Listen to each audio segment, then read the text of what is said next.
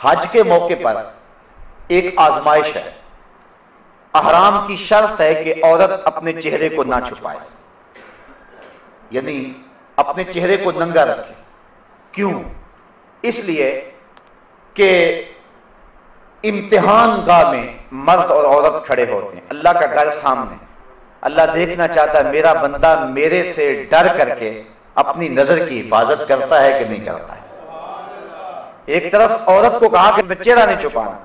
اور دوسری طرف مرد کی آزمائش ہے کہ تو نظر کی حفاظت کرنا ہے. وہ ایک مشق کروائی جا رہی ہے کہ حج کے بعد اس کو کف بصر کی عادت پڑ جائے، اور وہ اللہ تعالیٰ کے بابرکت گھر کے سامنے جو مزاج پختہ کر کے آیا ہے بعد میں بھی اس مزاج پر عامل رہے.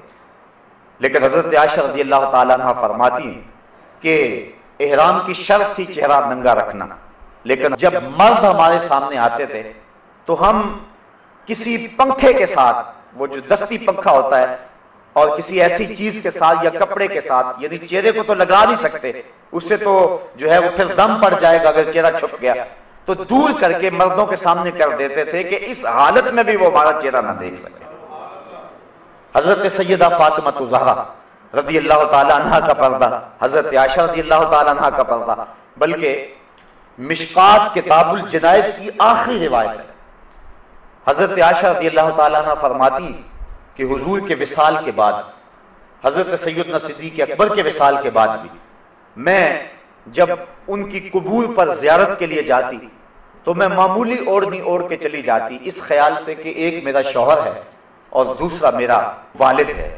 تو میں معمولی اوڑھنی اوڑھ کر کے وہاں چلی جایا کرتی، حضور کی تربت انور کی زیارت کیا کرتی. فرمایا پھر کچھ عرصہ گزرا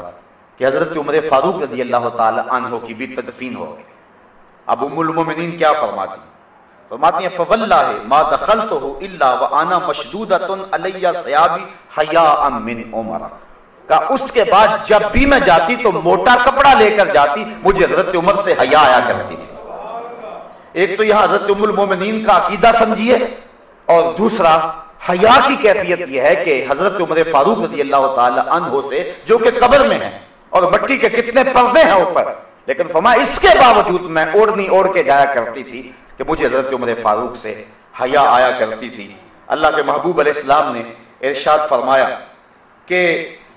نساء کاسیات عاریات مائلات ممیلات رؤوسہن مثل اسنمۃ البخت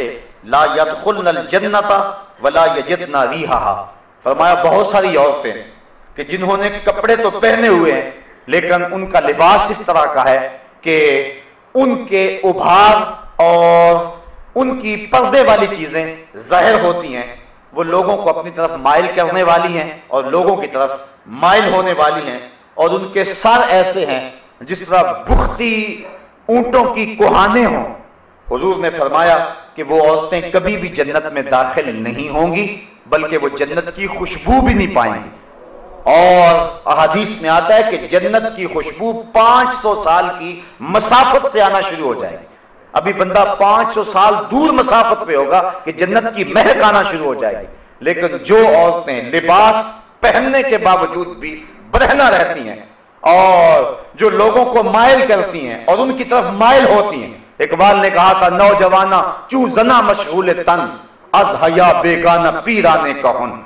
کہ میری قوم کی حالت یہ، آج سے 60-70 سال قبل اقبال نے کہا میری قوم کی حالت یہ ہے کہ جو جوان ہیں وہ اپنے تن میں مشغول ہو گئے، ہر وقت کنگھی پٹی میں لگے رہتے ہیں، ہر وقت وہ اپنے جسم کو سنوارنے میں لگے رہتے ہیں، جبکہ یہ وظیفہ عورتوں کا ہے، یہ مردوں کا نہیں ہے. لیکن بیوٹی پارلر پہ اب تو مرد بھی سج کے آتا ہے عورت کے ساتھ ساتھ. تو نوجوانہ چو زنا مشغول تن، اقبال کہتا ہے کہ جو مرد ہیں جوان ہیں وہ بھی عورتوں کی طرح اپنے تن میں مشغول ہیں. از حیا بیگانہ پیرانے کہن، اور جو بوڑھے ہیں وہ بھی حیا سے بیگانہ ہو گئے.